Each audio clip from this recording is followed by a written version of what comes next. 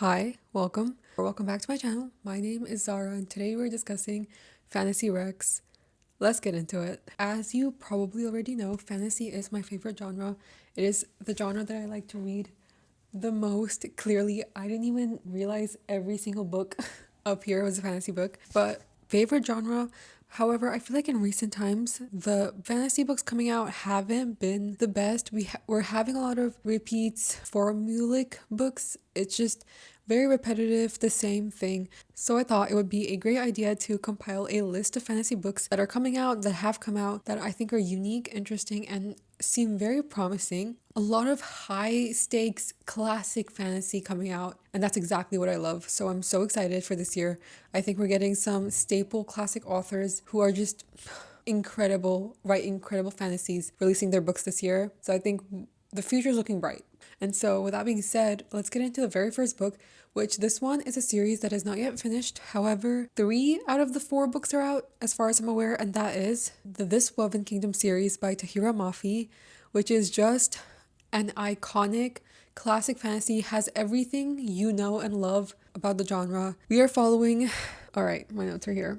All right, we're following Elise, and it seems like Elise to everybody and in this world is just an ordinary servant who's just going about her day doing her normal stuff. However, in actuality, she is a long lost heir to a Jinn kingdom, and essentially, she's kind of been forced into hiding. In this world, we have jinns and humans. Humans rule and the jinns are oppressed under their rule. And so obviously if word got out that there was a Jinn princess trying to reclaim her land, it wouldn't look so great. So Elise has been forced into hiding, and we are also following our crown's prince, our crown, oh my, our crown prince. We are also following our crown prince, Gamran, who is heir to a throne. And recently he's been hearing a lot of rumors about the downfall of his grandfather, the downfall of the king and the kingdom. However, he never thought that the one person who would uproot his kingdom would be this strange-eyed servant girl, aka Elise, and their fates kind of just become intertwined. We do have a love triangle, but it is not as bad as you think it is. Give it a go. Actually, one of the best fantasies. It's a Persian inspired classic high fantasy. That is our first book. This Woven Kingdom by Tahira Mafi. Specifically, These Infinite Threads by Tahira Mafi, the second book, which is what I cannot wait to get to. The next book we are talking about is one that I am so excited for. It is probably my most anticipated read of the year, and that is of course Empire by Sabaa Tahir. If you follow me, if you watch any of my content, if you know literally anything about me, you will know that I am a die-hard Sabaa Tahir fan. I love her work. Air, which I read last year but came out in 2024, was one of my favorite fantasies of all time, one of the best books written. I absolutely loved it. Just the world building, the romance, the magic system, and the way she interweaves such important real world lessons into her novels. It's so incredibly well written. And Sabaa Tahir is coming out with the conclusion to that series, the conclusion to Air, which is Empire, and it's coming out this year, September 22nd. I cannot wait for this. And so in this book, so in this book is a duology. This is the second book in the duology, and we are following Quill. I'll start with the first novel because I don't want to spoil stuff. We're following Quill. Quill is a crown prince, an heir to a throne he wants nothing to do with. However, when his kingdom is attacked, he's forced to confront his past, confront his feelings, and step up and be the leader his kingdom needs. Aiz is a Kigari orphan, our other main character that we're following. She's a Kigari orphan, and her people are just enslaved, living through the most turbulent times. And so when she receives a magical calling to come free this magical being who will save her people, she takes the call. She leaves her kingdom and her people behind to go on this journey to eventually save her people. Our third main character, my favorite, is Saoirse. Saoirse is an exiled witch. She is now a witch turned tracker. She tracks humans for a living and kind of finds them, like finds lost or runaway people. And she's given one last hunt, one last case to take on. And the man, the mysterious man who offers her this case, gives her more than enough money that could change her life. And so she takes it. However, as she journeys down this path, her story intertwines with Quill's. They realize something much larger and sinister is at play here. This book series is for the fantasy girlies, for the girlies who grew up reading fantasy, who just want to go back to reading classic high stakes action packed fantasy with like just the most perfect amount of romance, insane world building, not boring, not slow, not dragging, just very action packed. And I like phenomenal, loved it. Cannot wait for Empire Saboteur, September 22nd. You will see me reading it. The third book we are talking about is one that I will get to hopefully very soon. I have the audiobook, and that is The Sun and the Star Maker by Rachel Griffin. This seems like a very fairy tale, whimsical-esque story, similar to Stephanie Garber's Once Upon a Broken Heart. And so I'm very intrigued. I loved Once Upon a Broken Heart, one of my favorite fantasies.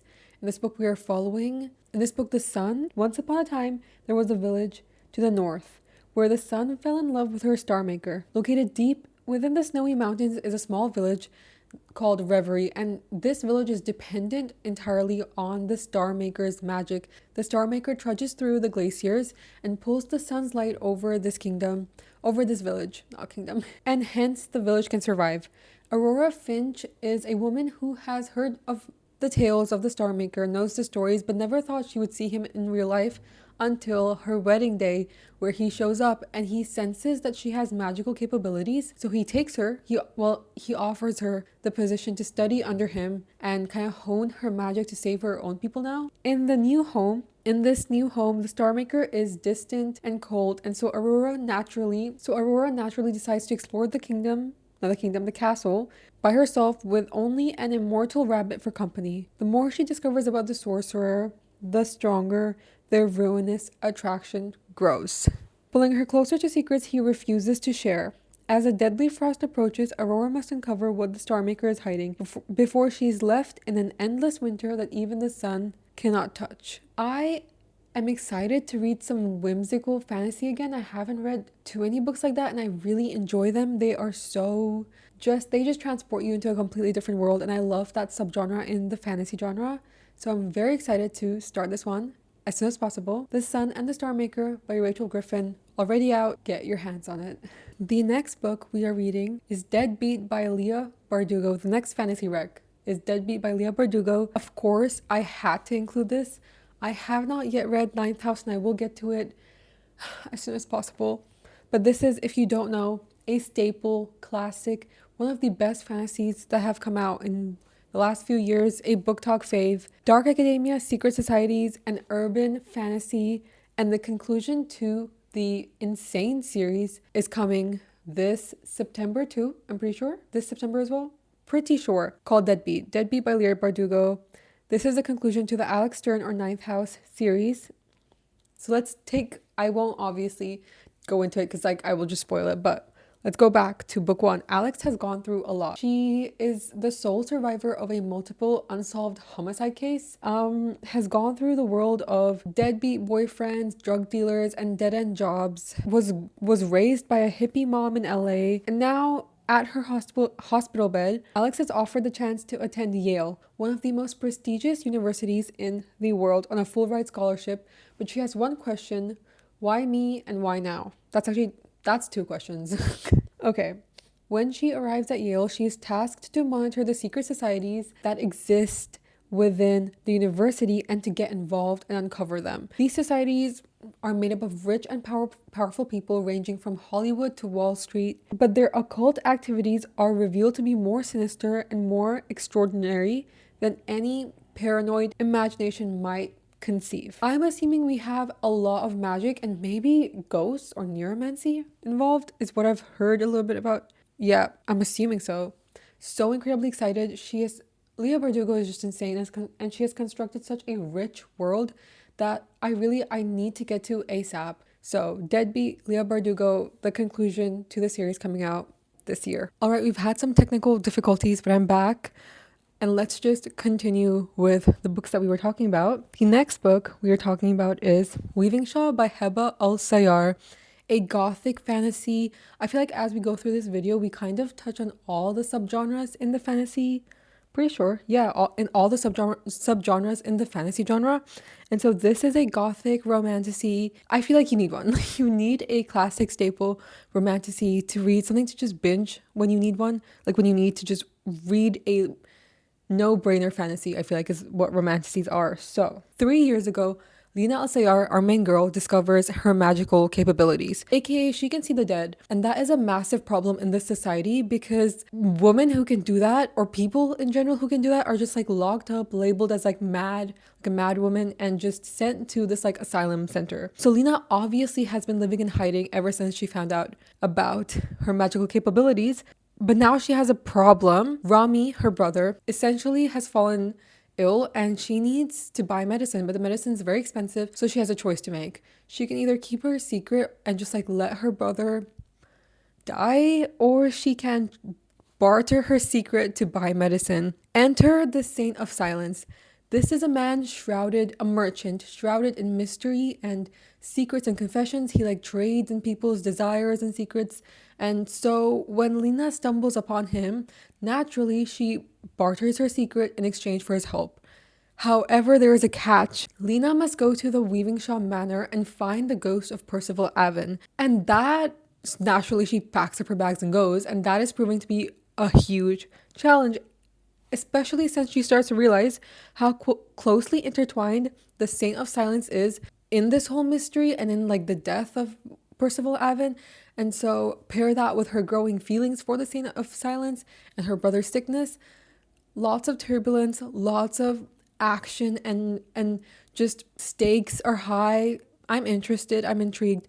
A gothic fantasy. I haven't read one in ages. I feel like it would be a very like interesting read. Like I'm intrigued. I feel like this is giving a bit more than just a classic romantasy, which I love. And like a romance fantasy in a gothic backdrop sounds intriguing. The house and manor aspect of it is kind of, I guess, repetitive. I know a lot of fantasies do that, and I don't know. I don't know how to feel about that. I don't always enjoy a like haunted house type of story. I'm hoping I like this one. I think this is inspired by Persian culture. So I'm interested to see that aspect of it too. But yeah, Weaving Shaw by Heba al-Sayar. Cannot wait to get to. Let's see. And it's already out, so you can grab your hands. You can go grab it immediately. Because it sounds so interesting. Let's see what it's all about. Alrighties, we are now taking a turn towards the cozy fantasy subgenre, and I have two recs actually for this genre. And that is A Widow's Charm. This is one that I have the arc already. I mean, it's out now, so I should probably read to it, but I have the arc and I have a copy, so I will get to it ASAP. This sounds so intriguing. This sounds like a perfect palate cleanser, no-brainer read. Essentially, we are following a widow, a woman who has just lost her husband, who decides to blackmail her neighbor, who is a neuromancer, and essentially help her bring her husband back to life and save her home. Only as she is doing all this, she is falling in love with the neuromancer neighbor. So that seems very complicated. I'll be honest, not much more description has been given for this book. So I don't know, that's all we know. It's described as a cozy fantasy with some like banter and just lots of whimsy, lots of ridiculousness. I'm gonna assume it's kind of like Olivia Atwater's Half a Soul, where basically you have a romance with magical aspect, and in the backdrop of a magical slash like our world but magical kind of vibe. Like it's not, I don't think it's set in a completely different world, so I'm very intrigued. I just think that sounds so interesting, of like just falling in love with the man you recruited to help you get your husband back. Ridiculous. Sounds so interesting. So, A Widow's Charm by Caitlin Paxson. Yep. Can't wait to get to. All right, the final book I'm talking about is by a beloved author, an author I recently became a huge fan of, one that I recently discovered, even though she has been popular for, I guess, a year or two now. She's kind of new. And that is Agnes Aubert's Mystical Cat Shelter by none other than Heather Fawcett, who, if you don't know, wrote the Emily Wilde series, which have come to an end. I will read the last book. I will get to all these books. Just give me some time. But this is her newest book, and I am so intrigued to see what she does outside of that world. Her ability to write banter is so good. Her characterization is so good. Her writing style is very interesting. It's not laggy or boring. It just keeps you on the edge and keeps you wanting more. She constructs such a beautiful world. Like her world building is really good. Like it's not boring. No info dumps, none of that. But here we're following a um type A cat shelter owner, Agnes. In the 1920s Montreal, she runs a highly needed cat shelter. However, when she is forced to move out and she moves into her new home, Agnes learns that in this new location, her cat shelter is being used as a front for a disreputable magic shop. Enter Havelock Renard? Correct, Havelock Renard, who is a failed Dark Lord, a self-absorbed, arrogant, slightly handsome, disorganized man who deals with clientele from across the world. However, when a past enemy returns and threatens both Havelock's career and hence Agnes's charity, Agnes learns to just put up with Havelock, put her differences aside, and to protect the charity. Like she teams up with this man that she absolutely hates. She's like, he's so disorganized. He's weird. He runs this magic shop, and she just puts everything aside to save her cat shelter. I'm predicting tons of banter, tons of just Heather Fawcett is just really good at writing beautiful romance and like just I don't know, and constructing a world that is so inviting you just don't want to leave. So I'm excited for the world building and the character. Like I hope this is a character driven story. It does seem like it. Very, very excited for the banter. Can't wait to read this immediately. But yeah, that is what we have for this video. I do have a bigger video coming out soon. Another huge video like I made last time, like a proper 1 hour video that is kind of different from my normal ones, but let's see. I hope you enjoyed this video. I hope you found some fantasy book recommendations. I hope you found some book recommendations. I hope you enjoyed this video. I know that the fantasy genre has not been putting out many great books, but I hope that you found one or two in this video that you want to pick up, that gets you excited. I cannot wait for Empire by Sabatai. Absolutely my most anticipated read. But yeah, thank you. Thank you for watching. Thank you for being here. I'm having so much fun making content, and I can't wait to see you all very soon. I have a huge, exciting project that's going on that I will just try to wrap up as soon as possible so I can get it to you guys as quickly as possible. Once again, thank you, and I'll see you guys later. Bye.